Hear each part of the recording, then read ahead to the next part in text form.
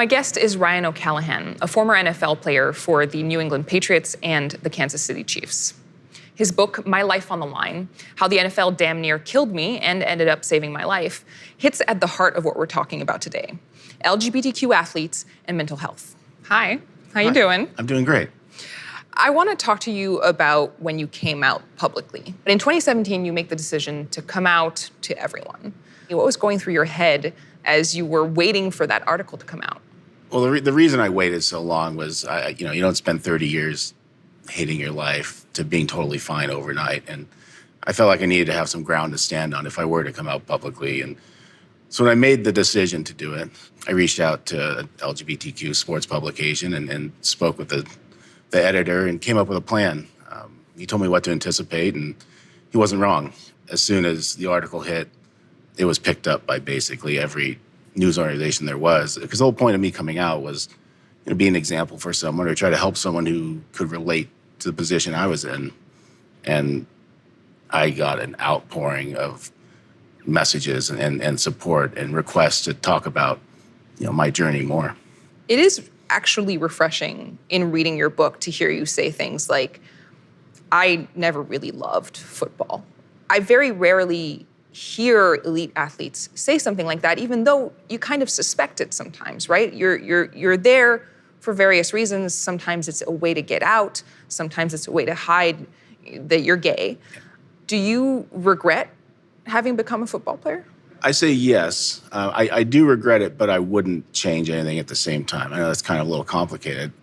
I only say that because the position I'm in now is great. If I go back and change these things, who knows where I would be today.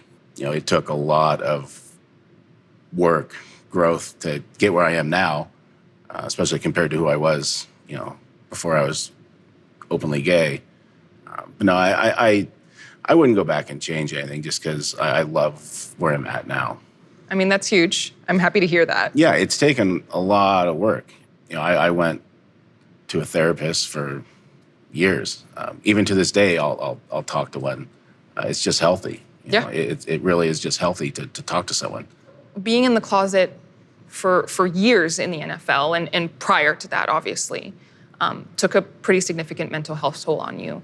Can you tell me about that? It was absolutely exhausting. In high school, it was a good excuse not to have a girlfriend. I'm trying to get to college, once you get to college, that excuse doesn't work so much because now you're living on your own. You're one of the best players at the college, and you've got all these girls around. And so really it just starts to weigh heavier and heavier. And for me, it all just stacked on top of one another to become this weight that I thought I could never get off my back. So you're carrying this weight, you're making up fake long-distance girlfriends, you are, right, I mean, very typical things, frankly. Yeah.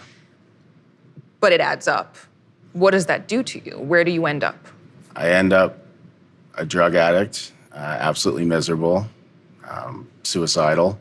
And if it wasn't for the help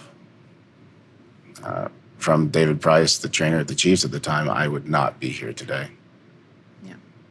It took someone recognizing me spiraling out of control and tactfully suggesting I talk to someone. It took that to save my life.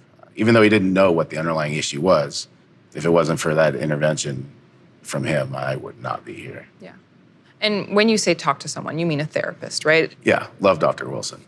Still talk to her today. First time I went in to meet Dr. Wilson, I was very resistant. I met my match with her. She was pretty much the complete opposite, short, from the inner city. She wouldn't let me get away with my typical BS of skating around issues and trying to get my way. And it took months of meeting with her, just building the rapport with her and the trust. I finally, for the first time in my life, said the words, "I'm gay." The first time that happened ever out loud was in her office. Yeah, it was in her office. And she stood up, came around, gave me a hug, and told me I wasn't the first player to sit there and tell her that. Wow. Which just felt amazing. To not feel alone goes a long way. And I never thought I was the only closeted player. I can look at that time, I'd see other guys in the locker room, see kind of their habits, their patterns, and I'd be like, oh, they're closet. I'm going to stay away from them so they don't Right. figure me out. It's so isolating. Yeah. Yeah. But yeah, Dr. Wilson, telling her saved my life. Right now, there is only one out NFL player, Carl Nassib. Why is that? I think only one has found what it takes within to raise their hand and go, this is me. And in a lot of closet people's eyes, by doing that, you feel like you're potentially sacrificing your career, friendships, family. And those things, your career, friendship, family, is what keeps people in the closet. But I think Carl coming out and doing it successfully is a great example to all the other closeted guys. You are in touch with some of them, right? Yeah. It feels good just to be able to tell someone, Yeah. even, especially they know you're not going to out them. I think a lot of guys just say, my career is only going to be X amount of time. I'll just do it when I retire. And they don't stop to think about what a huge impact they could have by coming out while they're still playing. Or how much happier they could be. Or how much happier they can be. It's hard to explain to someone just how much better off you are. Yeah.